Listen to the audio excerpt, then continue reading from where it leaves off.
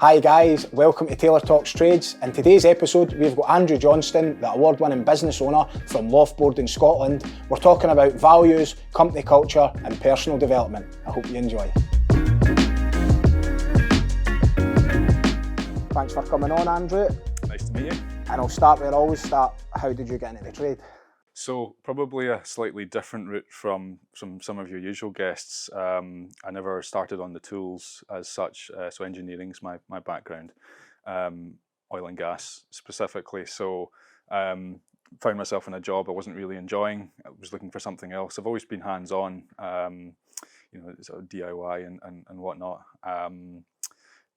So this opportunity kind of fell into my lap when I was sort of in a place that I didn't really enjoy with oil and gas, and I just sort of grabbed it with both hands, to be honest. So I went more into the sort of straight in at sort of starting up a business level rather than working up from being on tools, and then sort of going up with more responsibility like a lot of people do.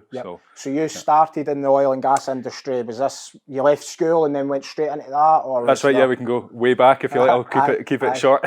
So engineering is what I studied at university. It wasn't proper mechanical engineering, it was product design engineering, or felt tip fairies as we were called by some of the mechanical engineers. But so it's more of a wider view of engineering, from the design process right through to how you make it and everything in between and sell it as well. So the whole thing of developing a product. Somehow I ended up going into oil and gas from that, from some placements after university in an engineering role. A few years after that, I got headhunted within the organisation to go and head up an operation in Africa. So it was pretty exciting. It's quite a surreal experience working out there, but worked there for about 3.5 years on rotation, month on, month off.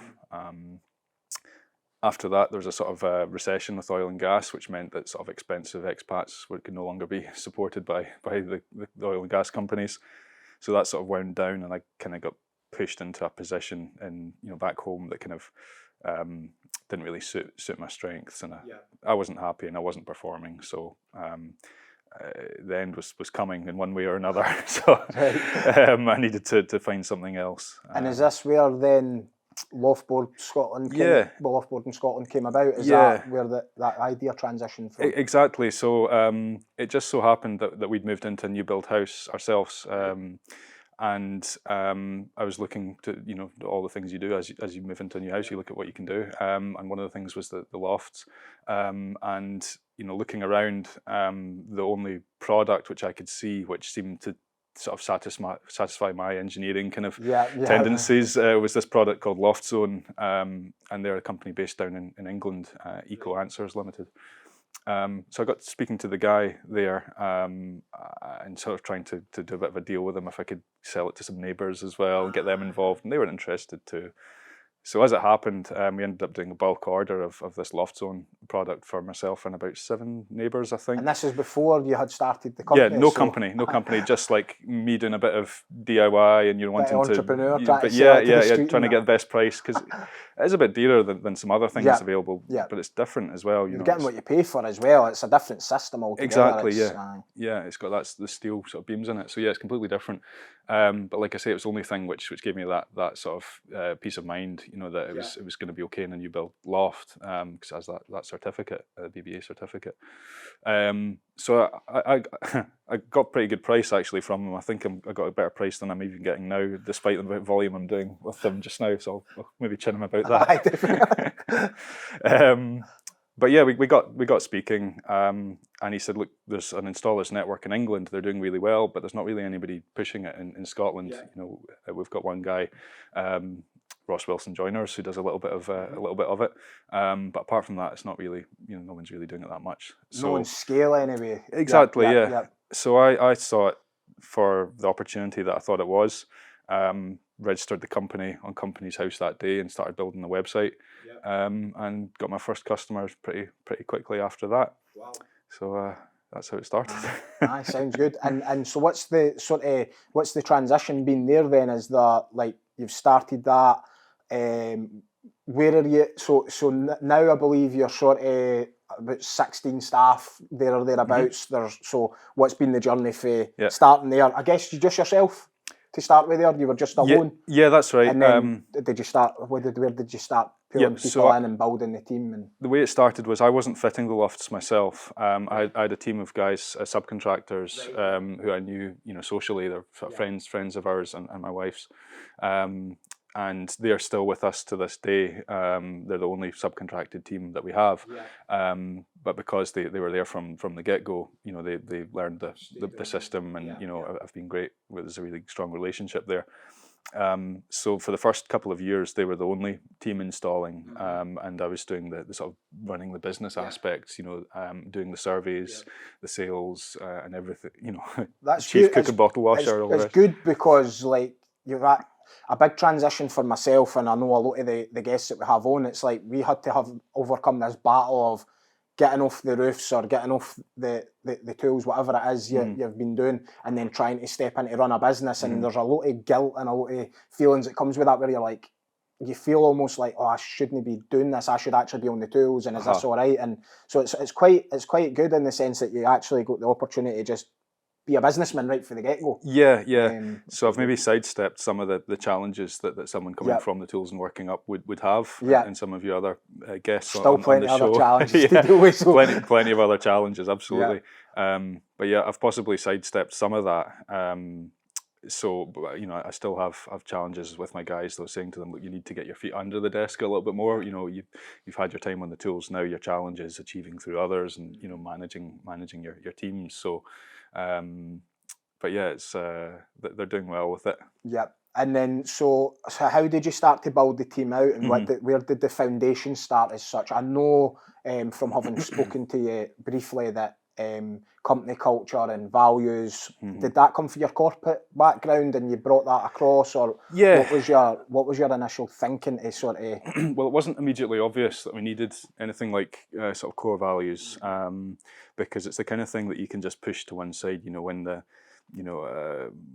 When the house is on fire, you don't worry if you left the oven on or something. The fire is the thing. So you're firefighting constantly, or doing sales or surveys or doing the jobs and things. So, but only as it grows, you start to try and you start to notice sort of things creeping in or going in a way you're maybe not particularly happy with, and it just seemed to me to be a way to just sort of bring the bumpers up and say, no, this is the way I want things done. And it sounds sort of egotistical to say that, but I'm not ashamed of the way that I've run the business, and people have looked to me, and everybody seems to be really happy with the way that I've wanted the business to grow. And then the core values just were kind of like an extension of the way that I thought things should be run, to do with honesty and integrity and respect. And is that what the values are? How many is there? So there's not to put you right on the spot, but there's 5. So it spells out the word raise. Right. Okay. So it was quite a challenge coming up with the core values, because you have to find a balance between having something which is meaningful, and something which is also vague enough to be to apply to a number of different situations. So it's quite tricky. And if you can wrap it up in an acronym, then that's great as well. So we obviously do raised loft flooring. So raised was the word. So our quirky, that actually. Thanks. I like quirky. So respect is our first one. So that's internally and to customers. Respect yourself, respect your own career path, respect your colleagues. We can use that in a wide variety of ways. Respect the neighbours when you're turning up. Don't have music blaring in your vans. There's a lot of ways we can apply that, and we do. A is appearances. Now, this is something which I was thinking particular in the trades industry.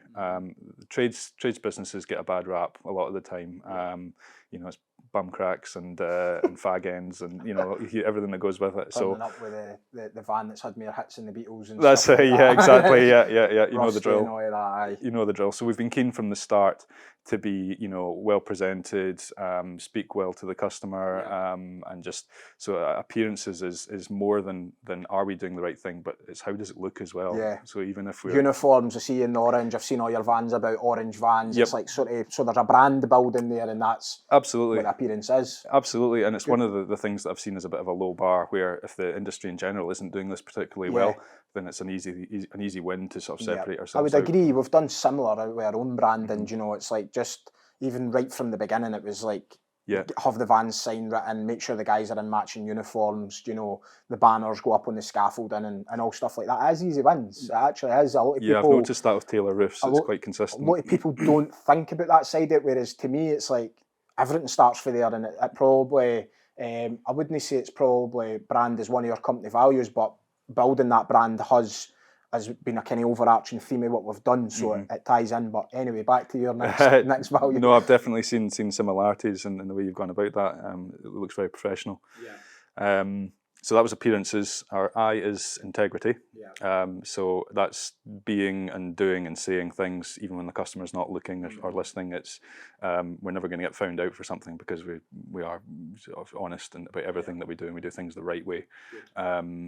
So that's probably the engineering. Because you're working in people's homes and stuff, and you're actually up the loft. Like, you could probably just do whatever you wanted. In all theory, like, nobody can see probably what you're doing. That's it. You could get away with murder, but all it takes is one thing, and that's the trust sort of completely undermined. And again, being in the trades industry, people have a pretty dim view of trades. You're already sort of 1-0 down. I call it when I'm sometimes speaking to my team. It's like, exactly. We're already like sort of you're on the get back a bad foot. rap, so let's try and. Even it up quite early with the trust and the respect and stuff. You have to overdo it, don't you? Just to sort of get up to square one. Get on a level playing field. Our S is safety. Obviously, it has to be in there. Particularly at sort of our stage where we're kind of starting up, we're not a massive business yet, so it'd be very easy just to sort of fly fast and loose with safety and stuff, because you can get away with a lot while you're small and no one's really looking. But I've been very conscious that the attitudes and culture that we're building now is what's going to be there when we're bigger. Makes and it's going to be harder to change as well. And you said no massive yet, so we'll touch on it later. But I'm guessing you've got a bit of a growth plan. So we're doing our best. And the E is a joint one, so that's for enjoyment or enthusiasm. So you need to love what you're doing. It'll shine through to the customer. We've got a great team who all seem to be, tell me anyway, that they're enjoying what they do and happy in their jobs. I think with that one as well, that's a great point. People do need to enjoy it. I try and, like, when I meet with my team on quite a fairly regular basis, especially the bigger ops team now, as it's got, I try and go in and do an education slot with them, like, sort of once a week. I've just recently started it, but I'll go in and I'll sort of speak to them about the company values. I'll speak to them about sort of above and below the line behaviours and just things like this, and educate them a bit. And it's like, what I say to them is, I'm like, look, let's remember, this is work. Nobody's skipping in the door. We're not asking for that. But what we are asking is, if you've got to be here anyway, let's just really enjoy it. Let's just enjoy it as much as we can for each other, for our customers, for our suppliers and everybody. It's like, let's just actually really try and enjoy it, because you've got to be somewhere and work somewhere. And it's like, a lot of people maybe think the grass is greener on the other side somewhere else, but all workplaces are going to be there or thereabouts the same. I always say to them, it starts internally. So if you can be enjoying it and you can spread that kind of ripple effect out to the rest of the team, then it definitely helps. But I think it's, as business owners, we probably do want them actually to be skipping in, and it's like, you see somebody a wee bit not happy and you're like, oh, this isn't ideal, but it's, and you probably take it a bit personally as well. Because if somebody comes into work and they're not really happy, you're like, this must be something I'm doing wrong. Would you agree on that? And absolutely. And then sometimes it's just could be something external that they're bringing in, and they've got this problem in their personal life or something's happening. And I suppose it's just, one of the other core values is actually communication. And that's probably where that comes in, where you see somebody's not happy and we maybe say, pull them for a chat and say, is everything all right? And sometimes they'll just go, it's fine. But then they know that the door's open. A couple of days later, they might want to come back and say, look, actually, there's a couple of things going on and this is how it's affecting me. And your ability to sort of create that culture where someone feels able to come to you and speak about these things is so important, because it's so easy to become the kind of person that people are afraid of. And that's not because you're being an ogre or anything, but it's just with the position as you move up, you can say the same things as you did when you were on the tools, and suddenly they have a much bigger impact. They understand that, and they can have a negative impact as well, because when you're on a level with someone, it's just a bit of joking around. But when someone's your boss or your boss's boss or something, and they say something that's a tiny bit negative, you're like, oh, not sure I like that. So creating that culture. So Raise, that's the company. It's good how you've pulled it together like that. It's actually gave me a wee bit. It took me, you wouldn't believe how long it took me to come up with that one word. It took about a year. All the words into it. No, it's good, and it's easy. it's like what's important in business is that it's easy for other people to understand. So if they can see it like raise and then they know what it means, it's probably easy for you when you're maybe bringing on new team members and inducting them. You can say like this is the sort of words that we're going by, and this is what they mean. That's good. I'm guessing that it's helped then, like the building them values and having that sort of culture. Yeah, it does, and like everything with growing the business, it's just gradually moving everything from a sort of informal thing to more of a formal thing. Like all aspects. But for the core values, we've been brushing up on our appraisals process and making that a bit more structured, and having more of a format and a more regularity to the sort of one-to-ones and these quarterly reviews, all these things.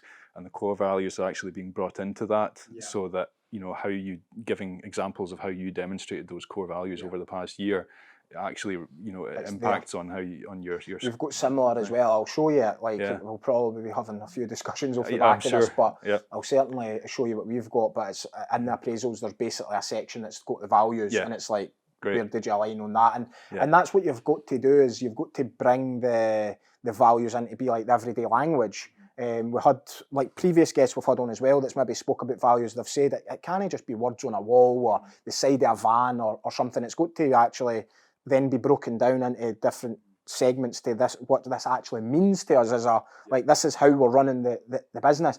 And I feel as though there's a shift from sort of how businesses used to be run into now, because I think this was probably more a corporate thing, but now I've seen it coming into the trades, and I've seen it coming, and I think it's probably to do with like staff retention and the labour shortage that's there, that we're probably naturally evolving into this sort of smaller companies, small to medium-sized companies being more like large corporates, because we're like, how do we get people in and make sure that they stay in and they know that what they're part of, and they can see the framework of how they actually win and what good looks like, what bad looks like, and how all the values structure that. So it is. Well, remember, we're now in this information age where the internet is at your fingers and you've got access to all the information in the world just seconds away, which you never had before. So all those sort of corporate ideas and training and education and all the rest, they were the preserve of consultants, charging thousands of pounds a day to big corporate companies. Yes.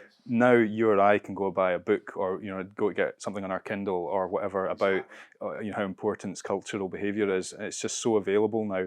I think it's maybe doing exactly what you said, but it's maybe separating those who can go and learn and educate themselves and develop themselves from those who aren't willing to do that. And probably on that point is that, so you actually mentioned to me earlier in our chat previously that you were reading a book recently. So has personal development been a big factor in how you've then took that into the business? Like what you said there, it's the books are right at our reach. Is it reading these books and then going in and see how you implement it? And massively so.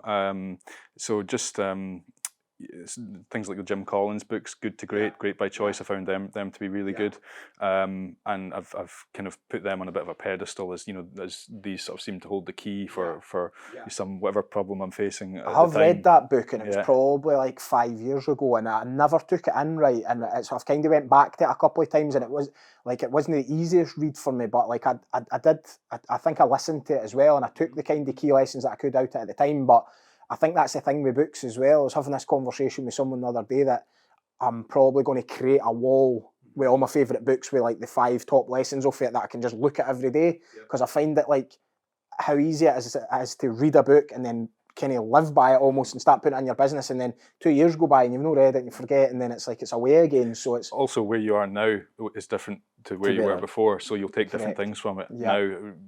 That's the joy of books as well. It's that you can go back to it and you read it as a different person, and you go, I've read that before, but it just means something else. I think also for me, personally, coming from a slightly different background where manufacturing in oil and gas was the thing, and they were up on the sort of the Toyota method and sort of lean manufacturing and all the rest. So having this really strong emphasis on process and eliminating waste through the processes and doing everything super efficiently, that's probably made me come at it slightly different as well, or differently, sort of putting systems in place. That kind of thing. System-wise in the business, what have you got? Like, I'm positive you're big on technology. Yeah, probably too big, because much to the annoyance of my staff, I've got apps for everything. So when I started, we just had about 15 different apps all sort of talking to each other, and API this and CRM it's that. good though. So yeah, Like I think what people want is they want to know what they've to do. So if things are there and it's keeping them and giving them a bit of structure, people want a wee bit of freedom to be able to just do their job. But if there's something there, a system that helps, then it's definitely worthwhile. That's interesting.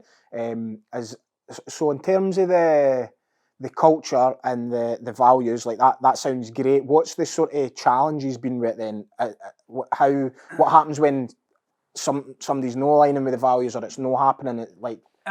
Well, I think there is pros and cons to this stuff. There is, absolutely, but I think that's one of the benefits of having values and having, the extension of that is everybody singing from the same hymn sheet and everybody being, of a similar sort of approach to things.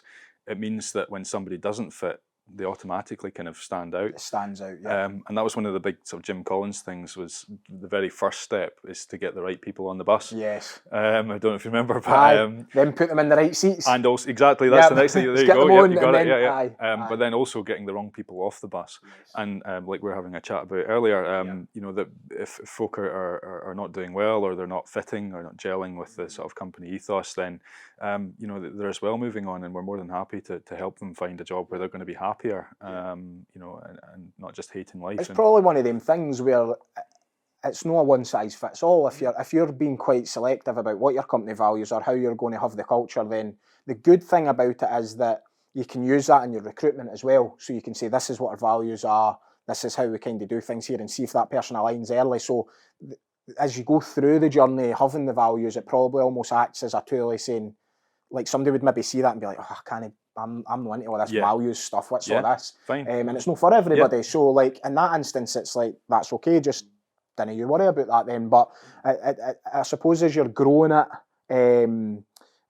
as you're growing it, you've then got to it evolves as well. So there's maybe people in there that then you kind of start putting in different bits of the values and maybe new systems, and not everybody can always adapt to that as well. Well, that's the challenge, because when you're just small, the values are, whatever I say they are. It's as when you're a leader and you sort of set a business, it's like, well, if people are looking to you for how you behave in situations, and they just mimic that.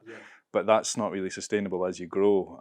So as you grow, then you as a leader want to keep stepping back and having more people fill positions as it grows.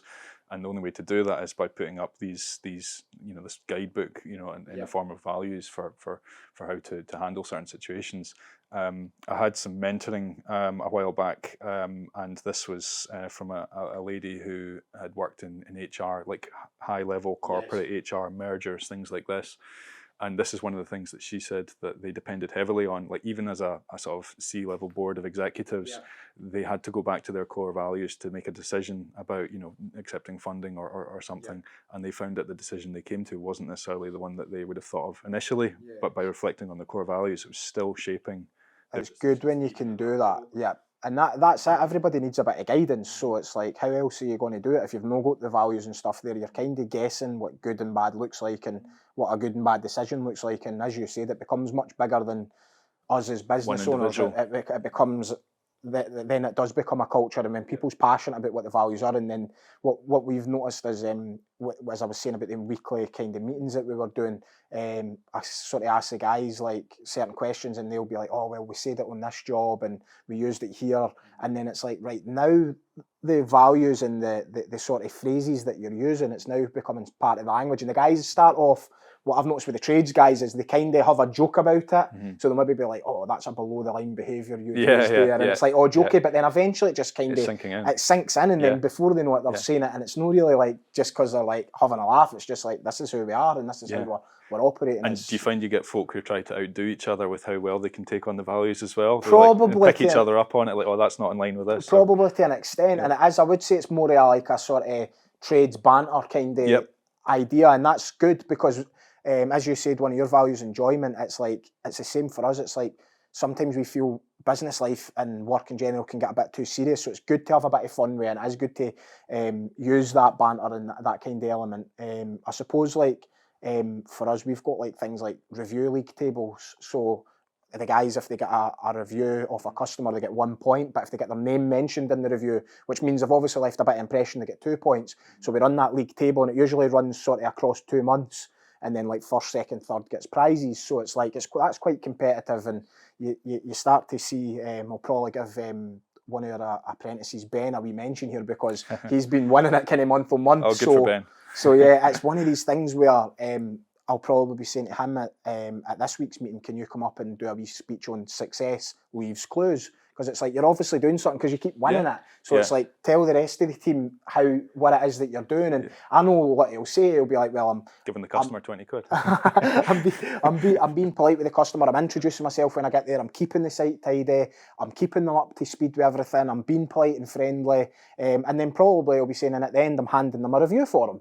I'm giving them the option to say, can you leave that review for me? Like, if you don't ask, you don't get. So that's probably another side to it as well. But nah, it's super important, the reviews thing, and it makes such a big difference to your business, and I'm not sure customers always appreciate just how much of an impact it has. You sort of live and die by sort of Trustpilot reviews and all the rest. So it's something we've always been very keen to find that balance between asking for reviews and saying, look, if you're happy, then please share it with the world, versus badgering them too much and annoying them. So. That's got to be subtle, I guess. And in terms of we're talking about reviews and reputation and stuff there. I noticed you've had a couple of awards, is that right? So yeah, they were quite good for sort of publicity with the business as well. I was very surprised and fortunate to get the We Do Scotland Entrepreneur of the you wouldn't believe me now, the Young Entrepreneur of the Year award. Back must have been a few years ago. Yeah, I had some hair then, but it was only 2019. So that was really touching to receive that recognition. And what they saw was just that like the growing the business, from very very small just to sort of getting a bit more successful. That's good. It's good to get that recognition, because there's no really many people to give you it when you're at the top of a business. I've been dining out on that for a long time. there's no an awful lot of people like that can just pat you on the back and say well done. It's just becomes expected a lot of the time. So exactly. And well done on that, mate. Thanks. It was a real boost. I really got a big kick out of it. I was really tells you really you're doing something that. Right. Probably it's a bit of feedback, if anything, isn't it? Yeah, exactly. I had no expectations of coming, doing well in that competition at all. So to win it was just like it was just such a shock. But yeah, like you say, that says a lot about.